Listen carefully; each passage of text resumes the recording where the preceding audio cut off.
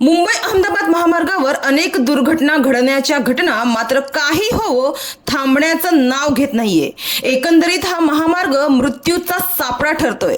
तर काल रात्री अजून एक अशी भीषण अपघाताची घटना घडल्याची माहिती समोर आली आहे। माहितीनुसार 2 ट्रकमध्ये अपघात होऊन भीषण आग लागली होती। महामार्गावरील दुर्वेस गावाच्या हद्दीत 2 ट्रकमध्ये अपघात होऊन आग लागण्याची घटना घडली। यामुळे मुंबई अहमदाबाद महामार्गावर वाहतूक कोंडी लागल्याचे चित्र आहे। आज सकाळपासूनच महामार्गावर वाहतूक कोंडी दिसून आली, मात्र या अपघाताबाबत अद्यापही स्पष्ट माहिती हाती लागलेली नाहीये। मात्र एकीकडे तापमान वाढल्याने शॉर्ट सर्किट ओव्हरहीटिंगमुळे ही आगीच्या घटना वाढल्या आहेत आणि पालघर जिल्ह्यात अशा घटना घडतच आहे।